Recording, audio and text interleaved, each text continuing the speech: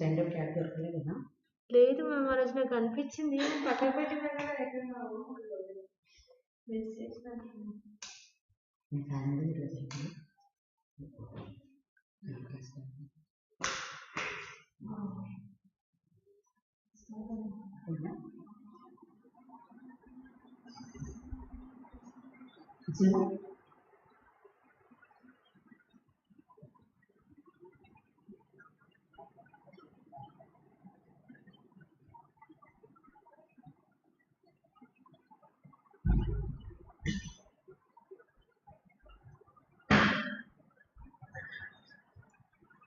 Good morning to all.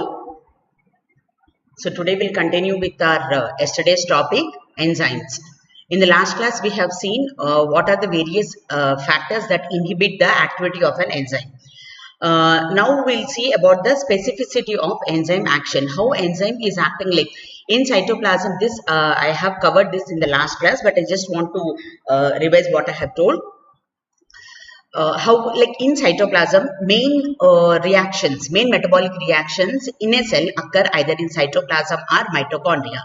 There are other cells like lysosomes, microsomes, so many things, few reactions will occur, but major metabolic pathways occur either in cytosol or in the mitochondria.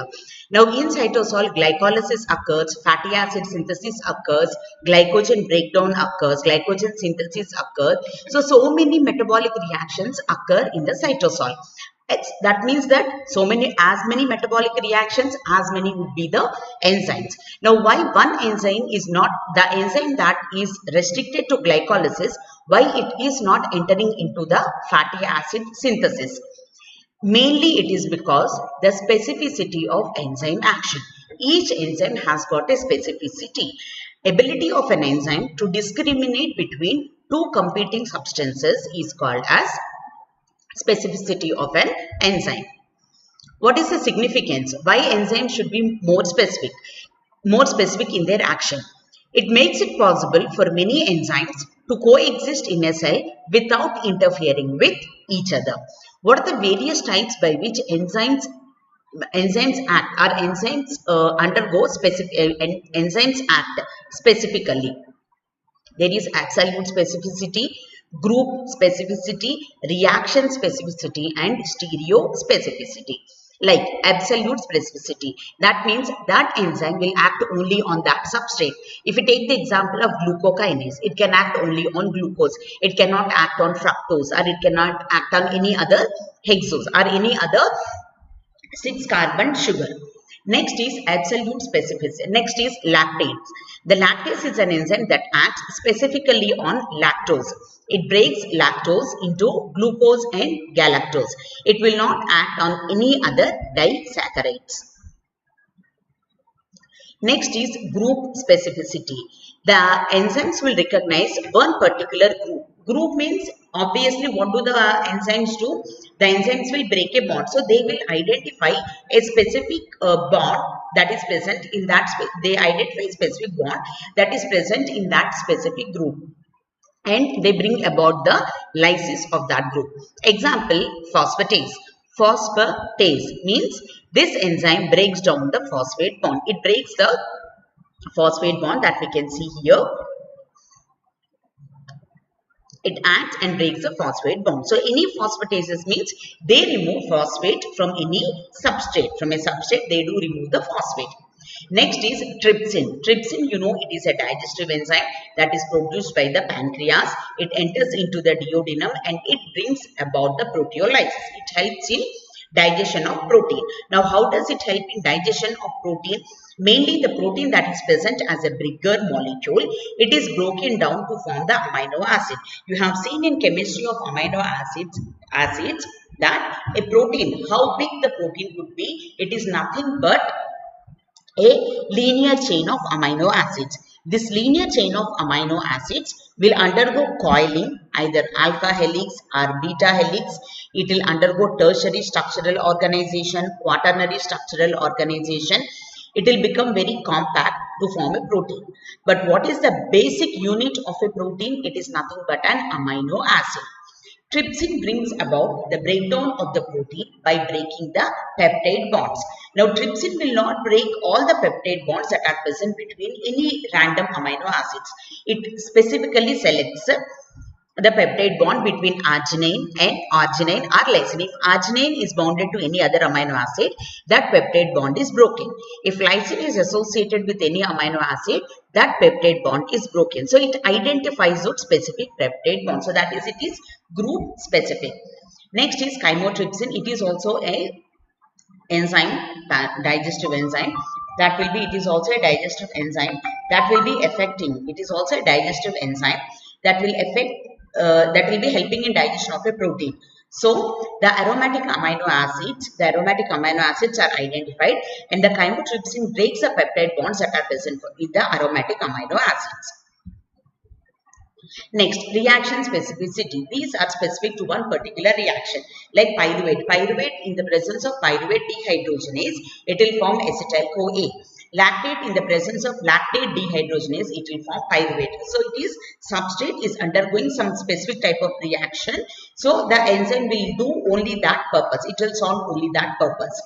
Oxaloacetate. Pyruvate will undergo carboxylation. So here carboxylation means addition of carbon dioxide to form oxaloacetate.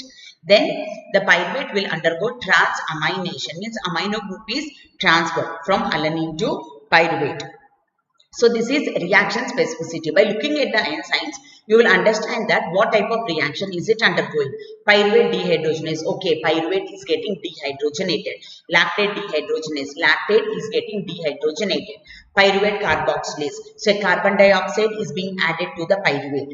Transamination, there is transfer of amino group from one substrate to another substrate. So this is called as reaction specificity. Then stereospecificity. The stereospecificity means this will act on a particular isomers. You have isomers like levo, dextro will be there, then alpha and beta, all these are different isomers. So these will be acting on a specific isomers like L-amino acid oxidase. It will act only on L-amino acids. D-glucose oxidase, it will act only on D-glucose. Then salivary amylase, which acts only on alpha-1,4 glycosidic linkages. It will not act on beta-1,4 glycosidic linkage. Now, this alpha glycosidic linkages, beta glycosidic linkages, because we haven't done the chemistry of carbohydrates, it is a little bit difficult for you to understand this. The glycosidic linkages, like how we have peptide bonds that connect two amino acids, we have glycosidic linkages that will be connecting two carbohydrates. Like carbohydrates, you'll have glucose is there, like glucose, two molecules of glucose, or any two molecules of carbohydrates, they are combined by means of the glycosidic linkages. So salivary amylase, it will be acting on the starch. It will act on the starch. So the starch will have alpha-1,4 glycosidic linkages. Glucose molecule starch is nothing but it will be having complete glucose molecules are present in the starch. So in the starch, the glucose molecules are present. So these glucose molecules are broken down by means of salivary amylase. So where will it attack? It will attack, it is breaking the glycosidic bonds, but it is specific. It will break only those which are in alpha isomer and those which are linked 1 to 4. So one carbon, one substrate is linked to fourth carbon of the second substrate. Only those are specifically acted by the salivary amylase. So that is what we have to understand. Now, next we come to a very important topic, that is regulation of enzyme activity. Regulation of enzyme activity. Now, what is the difference between inhibition and regulation? Do they mean the same? No. Inhibition means inhibiting. Reaction will not occur. Either the rate of the reaction is decreased or completely the reaction will not occur. That is inhibition. Regulation means depending on the requirement, the reaction will increase or the activity of the reaction will increase or activity of the reaction will decrease. So that will depend mainly upon the that is what we call it as a regulation. So depending upon the requirement, it will change.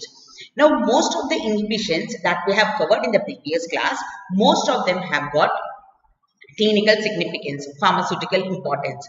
Like we have seen methotrexate and some of the antidepressants, some of the anti-malignancy drugs, most of the antibiotics, all these work by inhibition. All these work by the mechanism of inhibition.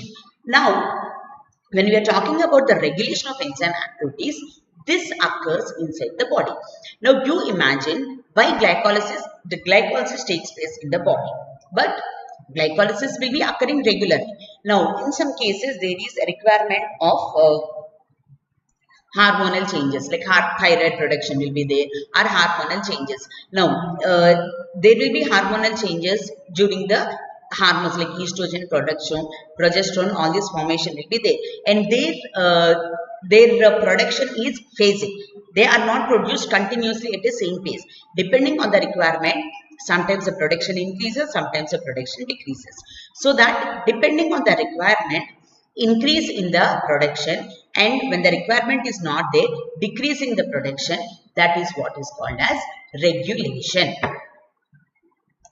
Regulation. Regulation means enzymes work in a sequential way to carry out a metabolic process. Now, when we see a metabolic process, there is no metabolic process where just one reaction will be there and that one reaction will give rise to a product. We don't have any of the metabolic process that will go in that order. We always have metabolic process where one substrate will be there. In the presence of an enzyme, it will form a product. Now, this is the substrate for this enzyme. This will form a product. Now, this is the substrate for this enzyme. It will form a product. Like that, the process will go on. Sometimes it can be like a cycle, as in citric acid cycle, where one of the substances that initially enter into the reaction, they are regenerated. That type, so that is called as a cycle or pathways, where in that way there will be sequentially addition of substances and all that. Finally, you get a product. These type of metabolic processes usually occur in the human body. It is not that occurs in a single reaction, then enzyme matter. No, it doesn't happen like that. Regulatory enzymes not only have catalytical function, but now when a metabolic process is taking place, we have, as I told you, we have a number of enzymes. Sometimes 5 will be there, sometimes 6 will be there, sometimes 10 enzymes will be there, like that. Now, all the enzymes are regulatory? No. Selectively, there are few enzymes that regulate the reaction. Some of the enzymes do not regulate the reaction. Some enzymes, they only of the 5 or of the 6, only one will be the enzyme that will regulate whole of the process. So, those enzymes, we call them as regulatory enzymes. The regulatory enzymes not only have catalytical function, but they are also capable of decreasing and increasing their activity in response to signals. So, these regulatory enzymes, they not only help in catalysis. Now, these are one more thing what you have to remember is that the regulatory enzymes are the enzymes that are involved in the metabolic process. They are not separate entities. They are very much required for the metabolic process to occur. So, they are part of the metabolic. So, few points about the regulatory enzymes. Number one is that they are part of the metabolism. Number one. Number two, we have so many enzymes which are part of the metabolism, but the regulation is done by either one or two. Only one or two enzymes would be the regulatory enzymes. Now, these regulatory enzymes have got a phenomenon where in response to the stimulus, they increase the activity, or in response to some other stimulus, they can decrease the activity. So, these regulatory enzymes are flexible in both of the way. So, depending on what is activating or what is attacking it, either if the substance is an activator, the reaction will progress. If the substance that is attaching to it is an inhibitor, the reaction will get inhibited. So, these regulatory enzymes, they are not unidirectional. They not only activate, they are not the activator. So, depending on the requirement, depending on what signal it relieves, it will act accordingly. So, that is the main difference. So, the regulatory enzymes will act according to the signal. If the signal says you progress with the reaction, it will progress with the reaction. If the signal says stop the reactions, it will stop the reactions. So, these regulatory enzymes take up the commands of the signals. Now, totally, the metabolical process in our body are controlled by 6 type of regulatory mechanisms. Number 1, allosteric or non-covalent modification. These are very important. In the topic of the enzymes, potential essays are factors affecting the activity of the enzyme. Then inhibitors, all the reversible, irreversible inhibitors that I have covered. Then regulation of enzyme activities. These 3 are potential essays. Then short notes, the Km, derivation of Km, that will come as a short notes. Then mechanism of enzyme catalysis, like we have covered acid-base catalysis, entropy, all those things that can come for 5 marks. No, allosteric are non-covalent modification. That is one type of regulation. The other type of regulation is feedback regulation. Third one is covalent modification. Fourth one is induction and repression of enzyme synthesis. Having a multi-enzyme complex. Enzymes present as proenzymes are zymogens. So these are the 6 ways by which the enzymes in a metabolical process can be regulated. Now we'll start with allosteric or non-covalent regulation. Allosteric or non-covalent regulation. So these the enzymes that do these type of regulation, they are called as allosteric enzymes. Now what is the difference between a normal enzyme and an allosteric enzyme? We already know that every enzyme has a catalytical site to which the substrate attaches and the reaction will occur. Now, in these type of the enzymes, you have one more site that is called as allosteric site, where these allosteric substances will sit in that. So, this is larger and more complex when compared to the catalytical. Now, these enzymes are very much larger in size and they are more complicated, more complex when compared to the normal enzymes. And usually these enzymes will have 2 to 3 subunits. And the association curve, we have seen that in the when we were deriving the Michaelis-Menten's equation, we have seen the graph of enzyme and the substrate. So it is like a hyperbola. It was like a hyperbola. Now this is like a sigmoid curve. Sigmoid curve indicates that it is just like a sigmoid curve. It indicates that the allosteric activity is the allosteric enzyme is dependent upon the concentration of the substrate. In that way, so you have an enzyme which has got a active site to which substrate binds, and it has got an allosteric site. This is the allosteric site where the allosteric molecule or this modulator will bind. Remember 2 things which we have to remember in allosteric modification is that you have in an enzyme there is a separate site called as allosteric site where this modifier will sit on it. It is completely different when compared to the active site. And the enzymes that have a special allosteric site, they are called as allosteric enzymes. And the enzymes will usually have 2 to 3 subunits. Now, the metabolites binding to the allosteric sites are called as effectors, modifiers or modulators. Now, if it is an activator, so this is an active site of an enzyme. This is an active site of an enzyme. This is an allosteric site. If this is an allosteric activator, what will happen? The reaction will progress and the substrate will form now the substrate will bind to the active site. So, what will happen? Here, now the allosteric site is empty, active site is empty. Now, allosteric activator has entered into the allosteric site. Now, it has facilitated the active site so that the substrate can easily fit into the active site and it has promoted the formation of the substrate. Now, with this allosterical site, if it was not occupied by the activator, then the active site will be, configuration of the active site would be different when compared to that substrate and the reaction would not have happened. So, this is how the allosterical activator bring about the activation or promote a reaction. Now, if it is an allosteric inhibitor, what will happen if an inhibitor sits on it? It will facilitate the position in such a way that the substrate cannot fit into the active site. So, it will change the active site in such a way that the substrate will not bind and there will be no formation of the, there will not be any formation of the product. So, The metabolites that bind to the allosteric site, they are called as effectors, modifiers, or modulators. The effectors can be positive or negative. Modifiers, which can be active or which can inactive.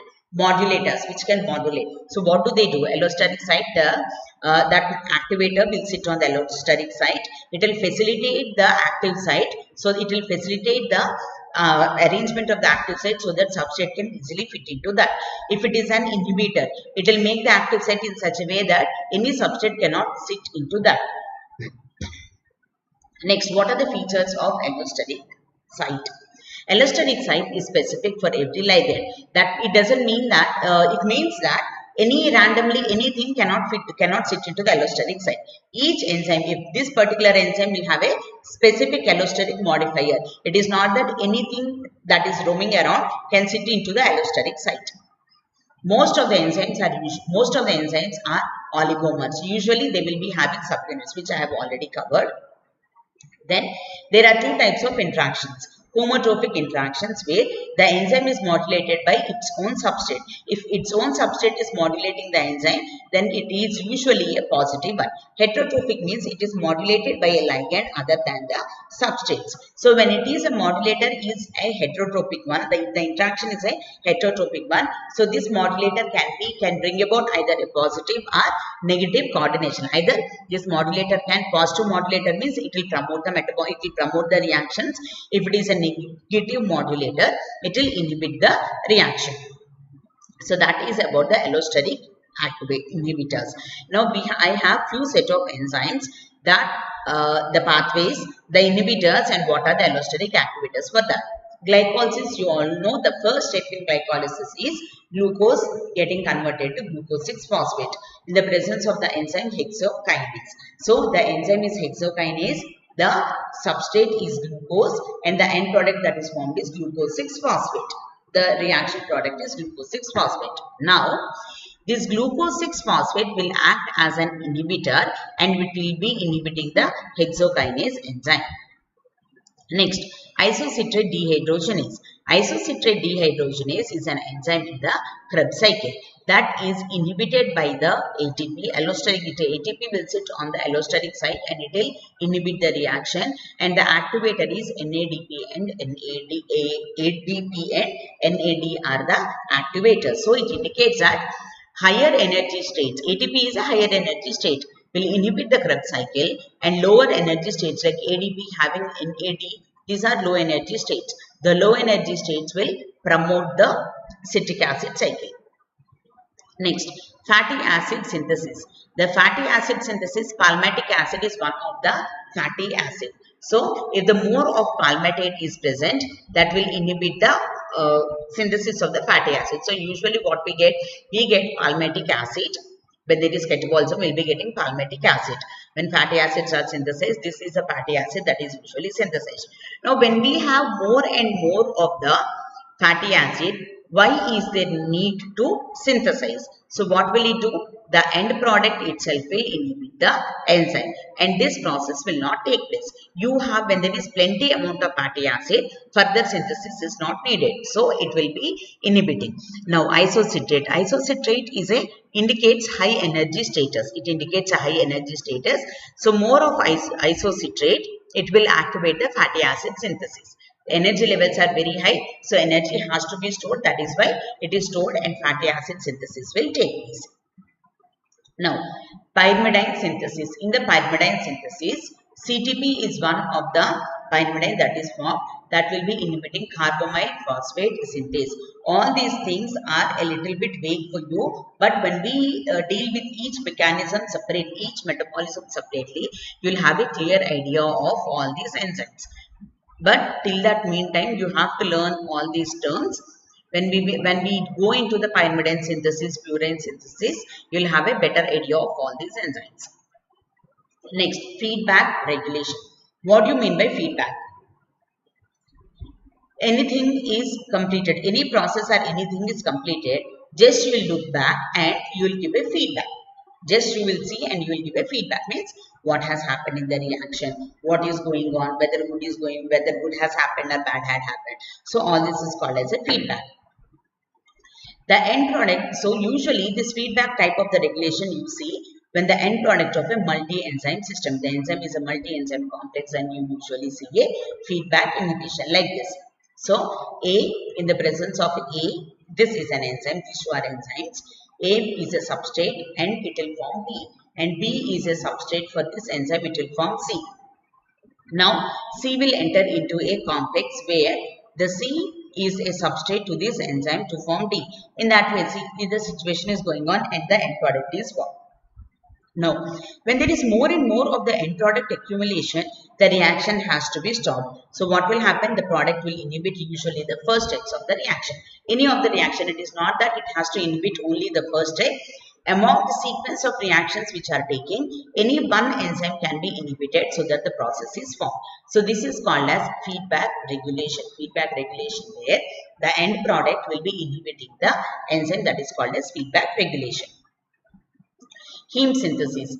The heme synthesis glycine in the first step in heme. Heme means hemoglobin. You know hemoglobin, RBC will have hemoglobin. This is responsible for carrying the oxygen. The heme is a compound that is made up of two things. One is called, the hemoglobin is a compound that is made up of two things. It is made up of heme and globin. Globin is a protein part of the hemoglobin and heme is a non-protein part. That is a prosthetic group, we can say, when we are talking about the enzyme. So, the protein part of hemoglobin is globin and the non-protein part is heme. So, the non-protein part has to be synthesized. What is the first step in synthesis? Glycine will combine with succinyl-CoA to form delta-aminolevulinic acid. Now, after that, what will happen? It will form delta-aminolevulinic acid in the presence of the enzyme delta-aminolevulinic acid synthase. Now, after that, sequence of reactions will take place and finally heme is forming.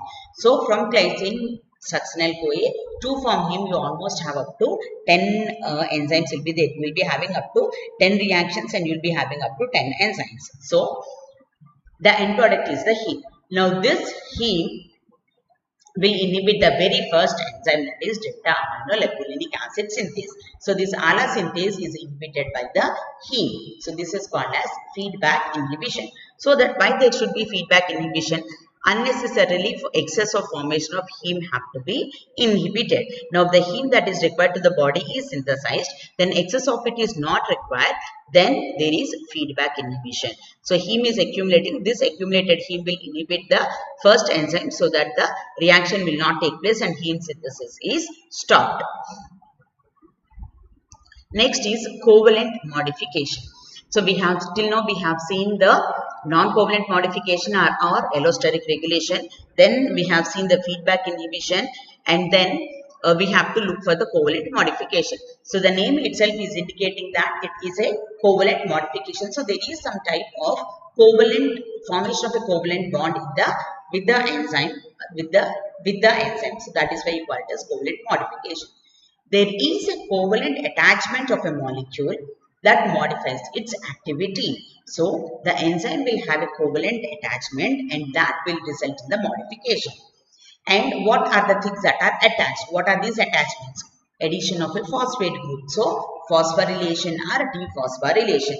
So, basically when we are talking about the covalent modification, we usually say that phosphorylation or dephosphorylation activating an enzyme, phosphorylation or dephosphorylation affecting an enzyme activity, we call it as a covalent modification. So, to that particular enzyme, phosphate group is added. Then the enzyme is, then you call the enzyme as enzyme is phosphorylated. So, the enzyme, now this phosphorylated enzyme, it can either enter into the reaction and it will enter into a reaction and it will promote the metabolism, or the phosphorylation sometimes inactivates the enzyme. That can also happen. It can either activate the enzymes or it can inactivate the enzymes. The enzyme will get inactivated and the metabolical process will not occur. In the same way, you have acetylation and deacetylation. You have ADP ribosylation. So, these are the usual things that undergo covalent modification. So, what are the things that are present under covalent modification? What are the things what are the substances that when they bind to the enzyme, what are the molecules when they bind to the enzyme bring about covalent modification are phosphates, Acetyl group means CH3CO, so that is acetyl group, and ADP ribose. When these get attached, then the enzyme will get modified. Addition or removal of phosphate group activates an addition or removal of a phosphate. It is not that always addition, either adding or removing a phosphate group can affect the activity of an enzyme. We call it as covalent modification. Now, what brings about the covalent modification? Now, we are talking about this enzyme, phosphorylase. Now, this phosphorylase is called as phosphorylase B. In the presence of phosphorylase kinase, so the substrate is a phosphorylase. Kinase means addition of the phosphate. So, it has the two phosphate molecules are bound to the enzyme. Now, it has changed the structure as phosphorylase A. The dephosphorylated one is called as B form, and the phosphorylated form is called as A form. So, in the presence of phosphorylase kinase, phosphorylation will occur. The B form will get converted to A form. And dephosphorylation, that is done by phosphatase. The phosphatase will do the dephosphorylation. The phosphates that are attached here, they are removed and they will be forming just the enzyme. So, this is what we call it as covalent modification. So, covalent modification means in the presence of the enzyme kinase, the enzyme will undergo phosphorylation and it will form a phosphorylated enzyme. The dephosphorylated enzyme is called as form B and the phosphorylated enzyme is called as form A. Now, if it is phosphorylated, it can also get rid of the phosphate group in the presence of enzyme phosphatase. That will remove this phosphate and it can go back to its normal form. Now, how will we know that the enzyme? Now, here one more thing that you have to understand is that it is not always that the phosphorylated enzyme is active. In some cases, the enzyme, if it is phosphorylated, it will become active. In some situations, if the enzyme is dephosphorylated, then it becomes active. We take a typical example of the glycogen metabolism. Glycogen is a stored form of carbohydrate that is present in the body. It is a homopolysaccharide made up of glucose molecules. So, glucose molecules combine with each other and they form a bigger molecule of glycogen. The glycogen is a storehouse of the glucose in our body that is stored in liver and muscle. When we are fasting, when we are not eating anything for a longer period, the glycogen from the liver is being utilized to provide glucose to our body or the blood cells. So, that is about the glycogen. Now, glycogen phosphorylase is activated when, now there are two enzymes in glycogen metabolism. Now, the body has to synthesize, if it has to store glucose, it has to synthesize the glycogen. If the body has to utilize the glycogen, it has to break down the glycogen. So, the glycogen has to be synthesized, the glycogen has to be broken down. So, to synthesize the glycogen, you have an enzyme called as glycogen synthase. To break down the glycogen, you have an enzyme called as glycogen phosphorylase. So, you have a glycogen synthase and a glycogen phosphorylase. Now, glycogen phosphorylase is active when it is in a phosphorylated form. The enzyme name is glycogen phosphorylase. When phosphate groups are bound to this enzyme, then the enzyme is active. The glycogen synthase, if the phosphate group is removed, then only the enzyme is active. If phosphorylated is added, then this is active. If phosphorylated is not added, this is inactive. Similar with the acetyl-CoA carboxylase. This also phosphorylated enzyme is active. Dephosphorylated enzyme is not active. So, this is an example of glycogen synthase which I want to mention. Glycogen synthase is an enzyme that is in A form, that is in B form. It should be in B form, that is dephosphorylated. Now, in the presence of protein kinase, it will get phosphorylated, it will get turned to A. This should be B and this should be A. This is A. So, the glycogen synthase has undergone phosphorylation. So, glycogen synthesis will not occur. Now, Glycogenolysis, the glycogen phosphorylase, if it is phosphorylated, then glycogenolysis will occur or else it will not occur.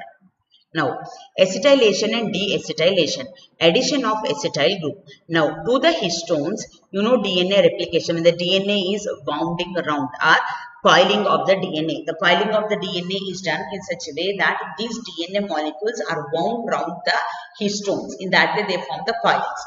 So, acetylation and deacetylation. If the histones get acetylated, they will promote DNA replication.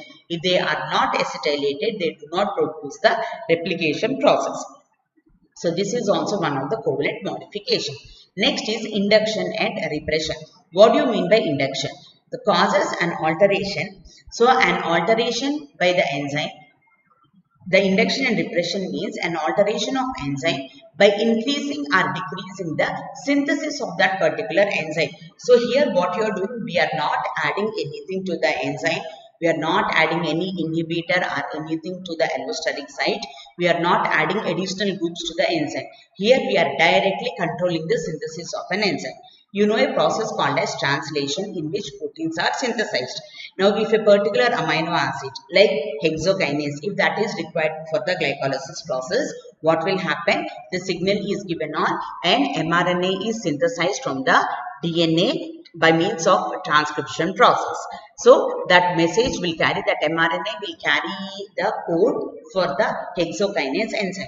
Now, from the nucleus, it will enter into the cytosol. It will undergo a process called as translation, and this signal to form the hexokinase, and the signal to form the hexokinase is translated on ribosomes.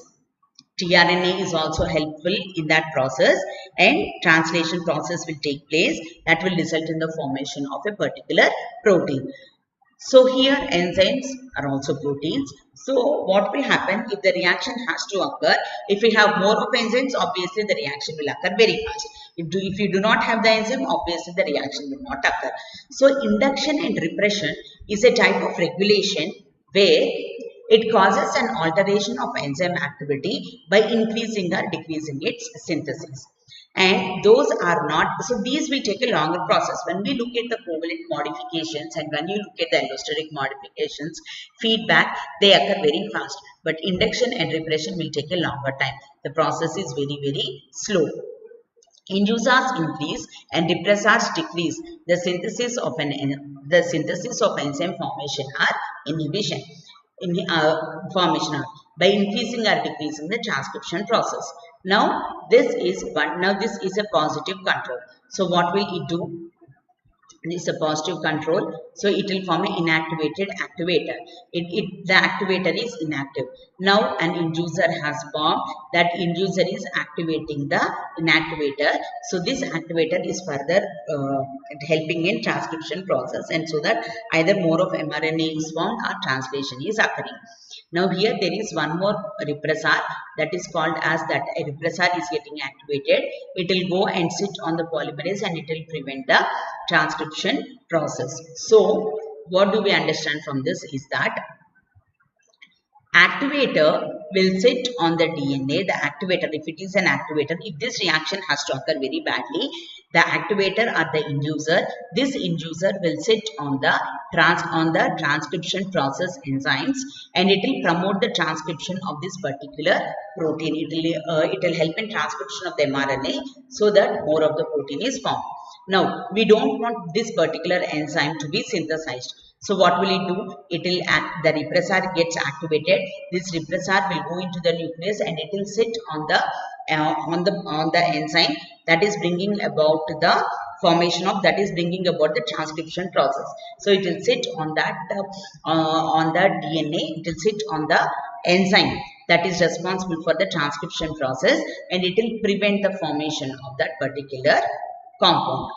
So what I want to say is that repression and induction, these two will take place at the DNA level. They do not take place at the metabolic level.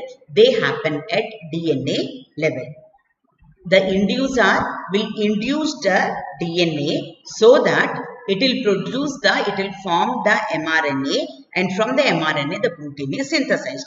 If I want a particular enzyme, the inducer will go, it will sit on the DNA and it will help in forming the mRNA for that particular protein, and that mRNA is translated to form that particular enzyme. Now, if we don't want that enzyme, what will happen? A substance called as repressor will sit on the DNA and it will not allow the formation of the mRNA. So that is what is repression and induction. Induction means the activator will sit on DNA, promote the formation of mRNA, and from that the protein is synthesized. If the reaction should not happen, then the repressor will go and sit on the mRNA and will not allow the formation of, the repressor will sit on the DNA. The repressor will sit on the DNA and it will not allow the formation of mRNA. So the protein is not synthesized. Because it is acting at the nuclear level, this process is very slow. The process is very slow because it is taking place at the nuclear level. Next, inducers. The tryptophan pyrrolase, the enzyme that is required for the tryptophan metabolism and for transamination reactions, for both of them corticosteroids act as inducers. For glucokinase, insulin acts as an inducer. Repression. Allosynthase. We have seen that allosynthase will cause feedback inhibition for heme synthesis. This allosynthase enzyme, heme, will be inhibiting the allosynthase as feedback 1.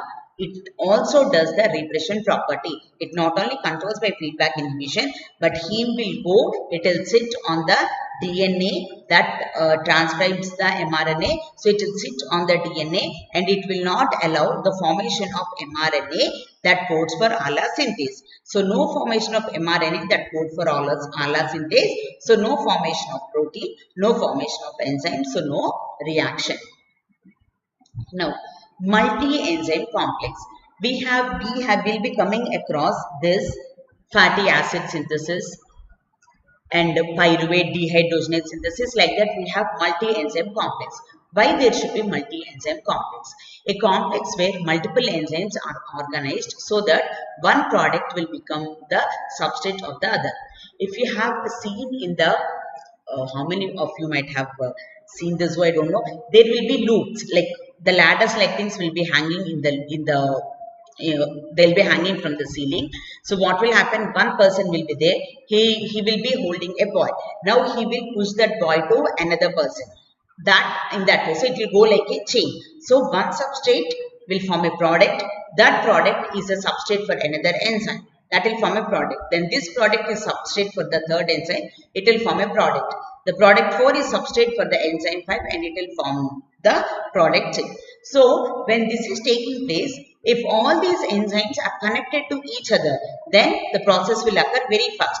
If these enzymes are present somewhere randomly scattered, then the product has to go, the substrate has to go and it has to catch hold of the enzyme.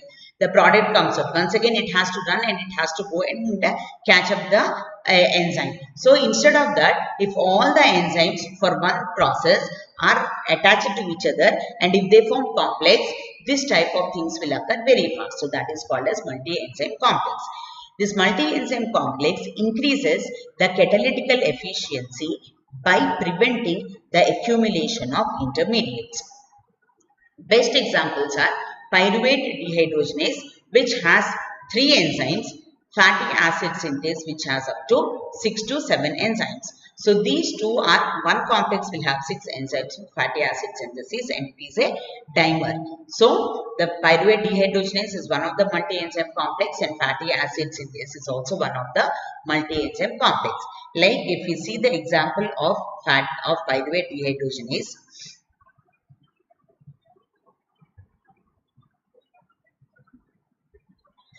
pyruvate dehydrogenase has got 3 enzymes. First enzyme will convert pyruvate to TPP. It will convert pyruvate to hydroxyethyl. Hydroxyethyl, it will be converting like this. Now, this will combine with the lipoic acid that is present here. So, now what I want to tell is this is a substrate for this reaction. So, this is a substrate for this reaction. This substrate and this substrate both are combining to form this product. Now, this product is substrate for this enzyme. So, this product will combine with another, the product of the first reaction is substrate for the enzyme 2. So, the product of the first reaction is substrate for this enzyme. So, this substrate, it will combine with another substrate to form two separate molecules. In that way, diacetyl lipoamide is formed. Now, coenzyme is entering into the reaction and acetyl-CoA has come out. So, don't get confused with this. So, what I wanted to show with this picture is that this is one substrate, this is one substrate, this is an enzyme. It has formed a product. Now, this product is a substrate for this enzyme and it has formed a product. Now, what do you understand by this? This enzyme and this enzyme both are connected with each other, because of which what is happening, the substrates and the products are not roaming here and there. One is formed, immediately this enzyme will catch hold of it and it will does its reaction. Then it will liberate the product. Once again, it's another enzyme will catch hold of it and do the reaction. So, if they form a multi-enzyme, if the enzymes form a complex, this type of thing can happen very efficiently. In that way, so this is a third enzyme where this product is a substrate for this third enzyme. So, you can see that these three enzymes are in the form of a complex. As a result of that, whatever product that is formed is not roaming around. Immediately, it is caught and the product is being formed. So, this is one of the efficient way. Next is proenzymes are zymogens. The enzymes are present as proenzymes and are activated by the signals. Like digestive enzymes, they are in the form of proenzyme forms. They are in the form of, trypsin is present in the form of trypsinogen, chymotrypsinogen, pepsin is present in the form of pepsinogen. So, when it comes to the particular site, then only they are activated. Blood coagulation, the clotting factors are inactive. Any trigger or any stimulus will activate the coagulation system and the blood clotting process will occur. Or else normally the clotting systems are inactive. Then complement activation. These we see in hypersensitive reactions. This is also in an inactive form. In response to any stimulus only these get activated. Next, compartmentalisation is a very important part in which the anabolic and catabolic process are regulated. The anabolic means synthesis, catabolic means breakdown. So, the synthesis and the breakdown will occur in separate compartments. Or else what will happen? One is synthesized and immediately if it is broken down, what is the purpose of synthesizing it? So, all the synthesis will occur in one compartment and all the breakdown will take place in another compartment. Like if we take the example of fatty acid synthesis. The fatty acids are synthesized in the cytosol, whereas fatty acids are broken down. We call it as fatty acid oxidation. It takes place in the mitochondria. Now, heme synthesis will take place in mitochondria and cytosol, whereas degradation takes place in endoplasmic reticulum. So, all the catabolic and anabolic processes will take place in separate compartments, so that both do not occur in a same compartment, and if the same product is formed, again it is destroyed. If the cycle continues, effectively energy is wasted, but it is not constructive. Next, transport of metabolites across the membranes is regulated. Now, what will happen if the fatty acids are synthesis has to take place? They are synthesized in the cytosol. Now, we require energy for that fatty acids have to be broken down. So, what will it do? The mitochondria will open its gates and it will allow the fatty acids to enter into it. The fatty acids will enter into the mitochondria and they will be broken down and energy is liberated. So, that opening of the gates and closing of the gates is the one that is regulated. So, this completes about the regulation of enzyme activity. As I told you, regulation. Regulation means depending on the demand, increasing or decreasing the rate of a reaction. It is not inhibition. Depending on the demand, either the rate of the reaction is increased or the rate of the reaction is decreased.